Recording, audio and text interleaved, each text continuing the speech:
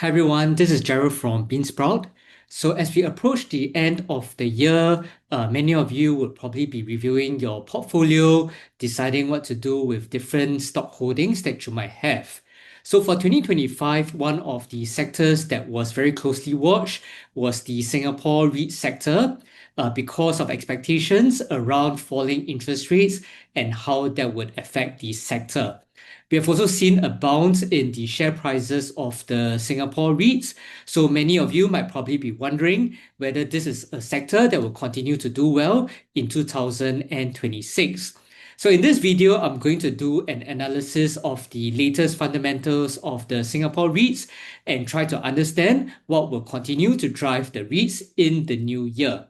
If you find the video helpful, do remember to subscribe to 𝗵𝗲𝗄𝗃𝗏's YouTube channel so that you can continue to get more regular updates. So the topic that I'm going to go through today is Singapore REITs, which will be one of the asset classes that many investors hold on to be able to generate passive income.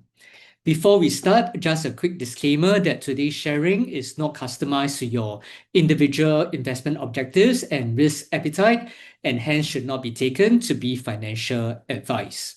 So what we have seen for the Singapore REITs performance in 2025, we saw a very sharp decline during the tariffs that were announced in April. But since then, we have also seen a recovery from the lows in April, and the rally has actually extended through November of 2025, with a big part of the recovery driven by expectations of interest rate cuts. So with that, we have actually seen the Singapore REIT sector, as represented by this Singapore REIT ETF, having positive gains for 2025. So the key driver of the bounce in Singapore REITs would really be the interest rate cuts by the US Federal Reserve. What we have seen is that after pausing on the rate cuts in the first half of 2025, the US Central Bank has resumed on its interest rate cuts in the second half of 2025. And with that, we have seen the interest rates being lower than where they were at the start of the year. So this is a chart of the US 10-year government bond yields. As of December 2025, it is at about 4.1%, which is lower than where it started at the start of 2025, which was at about 4.4%. Next, we look at the US 1-year government bond yields. And here we have also seen the decline in the bond yields at about 3.7% as of December 2025, versus a rate that was closer to 4% at the start of the year. Okay, so likewise in Singapore, we have also seen the bond yields coming down. This is the Singapore 10-year government bond yield, and we have seen that it is at about 2% as of December 2025, having fallen from about 3% at the start of the year. So that, in a summary, would be the backdrop around how the macroeconomic conditions have impacted the Singapore REITs. I think generally with the falling interest rates, they have led to the recovery in the share prices of Singapore REITs. But as an equity analyst, I would always be looking at the fundamentals of individual REIT subsectors on top of looking at the macroeconomic conditions. So next, I'm going to take a look at the fundamentals of different REIT subsectors to understand how they are doing. Okay, I will start by looking at the retail segment, which is a sector that many investors keep a very close lookout for. And I think for the retail sector, there's been a lot of headlines over the past year around whether retail rents have gone up too sharply, whether we are seeing an increase in the closures of F&B stores. But overall, we have seen that the retail sales growth in Singapore has remained fairly healthy. So this is the retail sales growth in Singapore data. And I think over the past 6 months, we have seen a low single-digit growth in the retail sales in Singapore. So I would say that is a fairly stable end market. and that is being reflected in terms of the different subsectors that we see within the retail market. So if I look at, say, the supermarket and hypermarket sector, that actually grew by about 5% in the most recent month. And I think that is also partly supported by, say, the spending that's come through from the CDC vouchers. There are some sectors that are relatively weak. So if I look at the breakdown, say, for example, in terms of the food and alcohol, that was down about 3% year on year. Some of the more discretionary sectors, such as wearing apparel and footwear, was down by 3.6% year on year. So overall, we see that while the overall retail sales figure has been stable, there are some sectors that are doing better compared to the others. So what does this mean for retail rents in Singapore? If I look at the latest third quarter 2025 data published by the URA, we see here that the retail rental index was up by 0.9% quarter on quarter. And if I were to compare that to the previous year, then it was up by 1.9% compared to the previous year. Overall, we have also seen that the vacancy rate has been coming down, whether is it at the downtown area, which is at Orchard, where the vacancy rate was at 6.5%, or whether is it at the suburban areas, where outside of the central area, the latest vacancy rate was at 6.4%, also down compared to the previous quarter. Okay, so this is what we have seen for the retail vacancy rate as well as the rental index. Effectively, for the rental index, it has been pretty much flat over the past few quarters. And I would say that reflects the stability of the retail sector in Singapore. What I also like to do is to cross-check with what the REITs have reported. And in this case, I'll do a check against what CapitaLand Integrated Commercial Trust has reported in their latest earnings, given that it has a diversified portfolio of retail mall assets in Singapore. So if I were to look at the retail assets for CapitaLand Integrated Commercial Trust, which own some of the assets we are familiar with, such as Plaza Singapura, Funan, what we see here is that the retail occupancy rate was at 98.7% as of 30th September 2025, an increase from 98.6% as of 30th June 2025. So overall, the retail sector continues to enjoy a fairly high occupancy rate. And that is what we see across both the URA data as well as what the REITs have reported. Okay, likewise, if I were to look at 𝗵𝗂's rental reversions, they remain positive. So if I were to look at the most recent earnings, if I look at the downtown malls reversion, that was at positive 7.4% year to date. And for suburban malls, it was at positive 8.4%. And that led to an overall positive rental reversions of 7.8% for 𝗵𝗂's retail portfolio. So that is consistent with what we have seen for the rental index data as well as the vacancy rate data, where overall the market is still fairly stable in Singapore. Okay, next we move to the office sector. And here what we have seen for the office rental index is that the latest data would suggest some form of stability. Compared to the previous quarter, the overall office rental index was down just slightly by 0.1%. We have also seen some divergence in terms of the vacancy rates across the different sectors, which I will dive further into in the next slide. Okay, so this is what we have seen for the office rental index. After having come off from the recent peak, it has actually found some level of stability. And in the most recent quarter, it was pretty much flat compared to the previous quarter. If I look at the vacancy rate across different sub-segments, then what we have seen here is that the vacancy rate for the downtown core area has actually come down. So effectively, we have seen that the downtown core market or some of the prime office space in Singapore has actually seen tighter occupancy. And that is something that we see in terms of the rents as well. It is really in the remaining office space where the vacancy rate still remains fairly high at about 11.7% in the most recent quarter.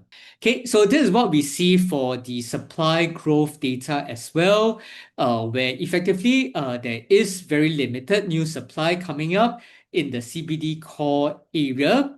And most of the supply that's coming up over the next 3 years would effectively be outside of the CBD core area, whether it is at Tanjong Pagar, where effectively there's more supply that's coming up over the next 2 years.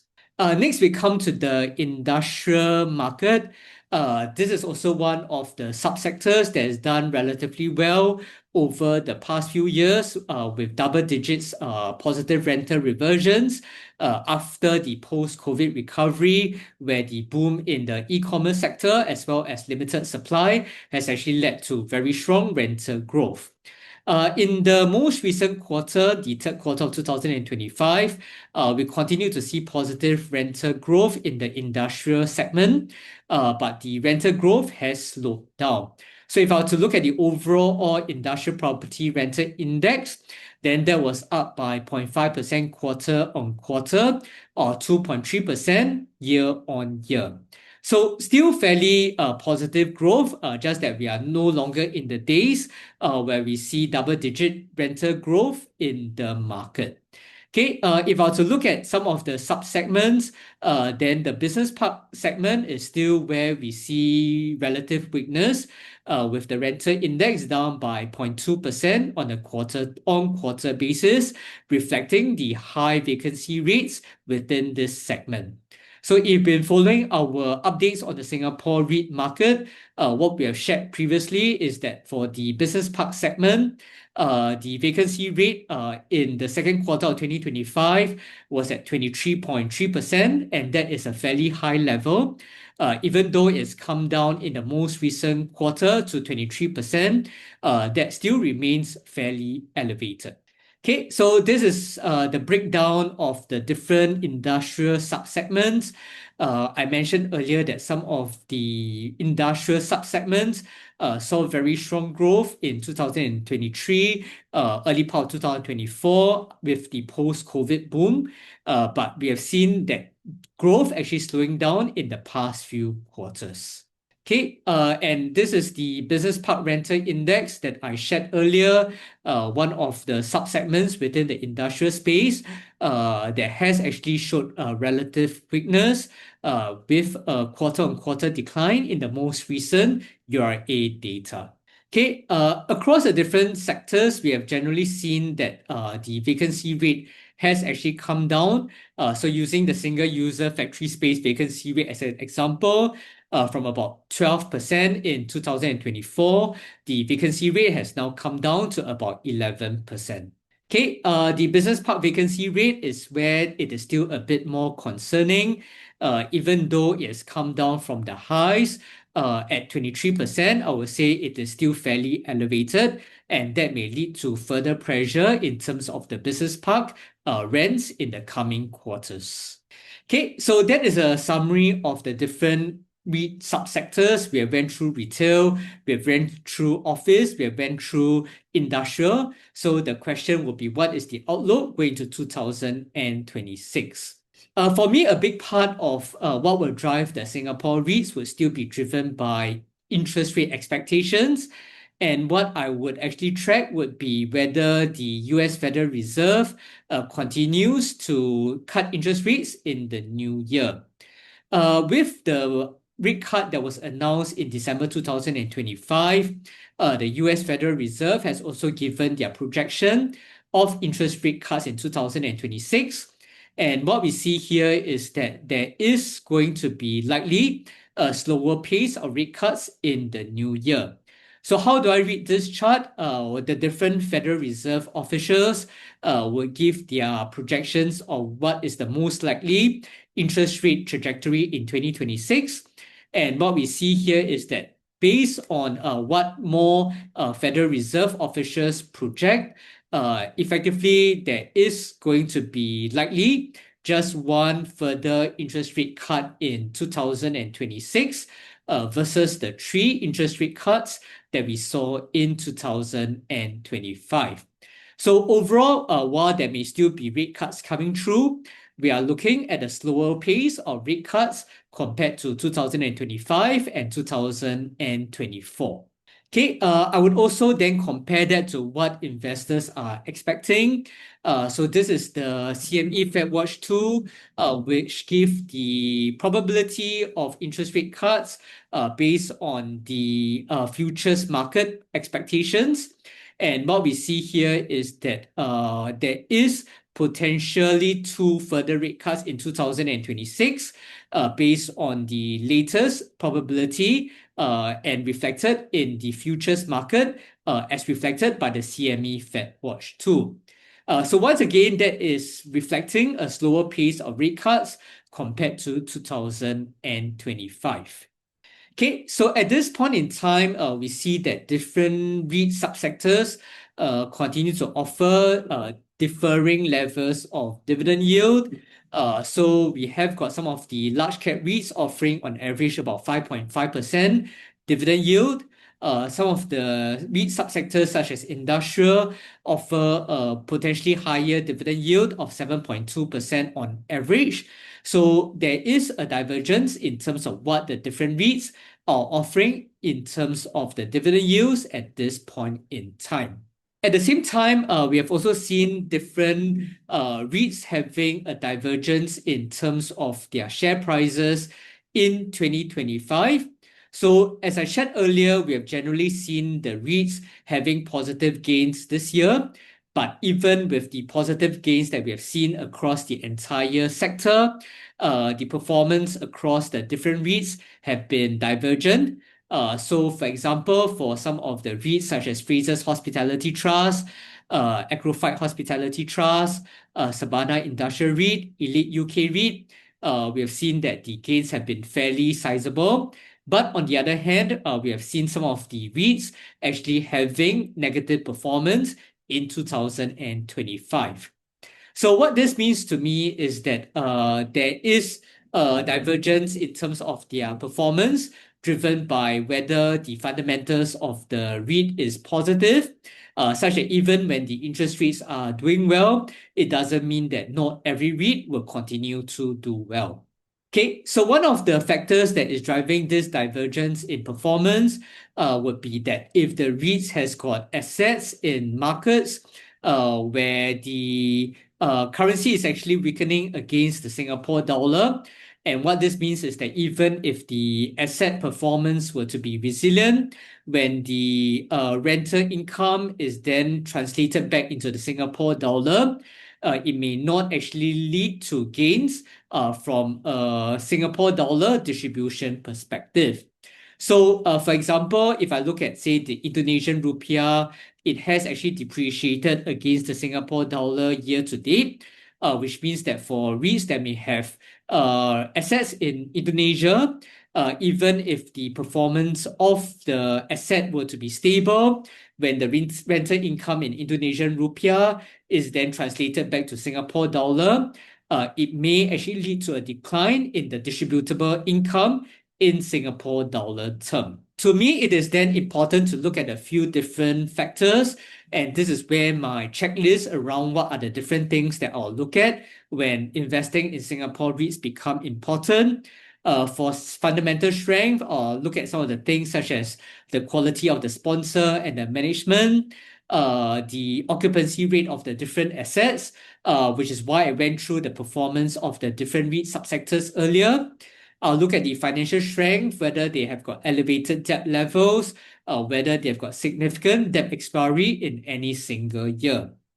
Next, I'll look at the valuation of the REIT, whether the valuation continues to be attractive from a price to book or price to NAV perspective, and whether the dividend yield is still attractive compared to the history as well as compared to other REITs.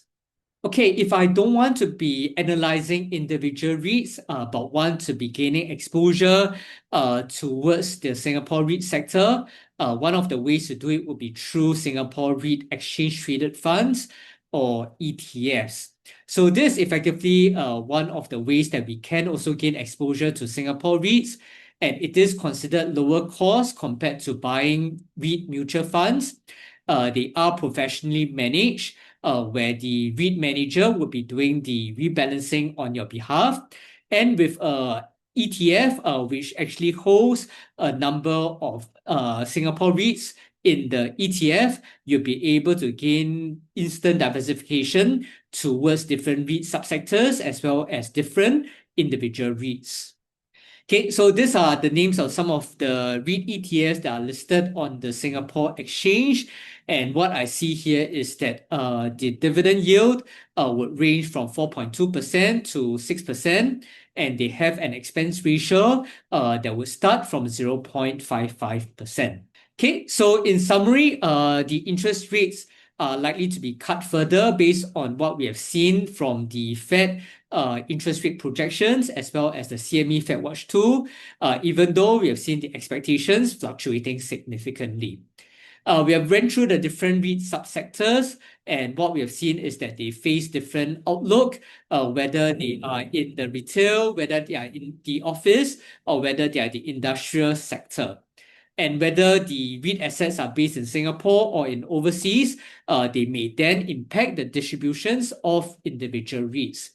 For myself, I'll be looking for REITs with the ability to grow or maintain their distributions and trade at attractive valuation. And the way to do that is to look at the REIT checklist by looking at the fundamentals of the REIT, by looking at their balance sheet profile, and then looking at the valuation of the individual REITs. If you don't want to be looking at individual REITs and doing the fundamental analysis, another way that we can gain exposure towards Singapore REITs would be through Singapore REIT ETFs, which allow you diversified exposure to REITs without picking individual stocks. So that is my sharing on the Singapore REITs. If you'd like to gain more regular updates on Singapore REITs as well as the Singapore market, do subscribe to our YouTube channel as well as follow us on our various social media channels where you'll be able to get more regular updates. So thanks so much for tuning in to our update on the Singapore REITs. And if you've got any questions on the REIT market, do leave a comment in the YouTube video and I'll be happy to answer some of these questions. I'll see you at our next video.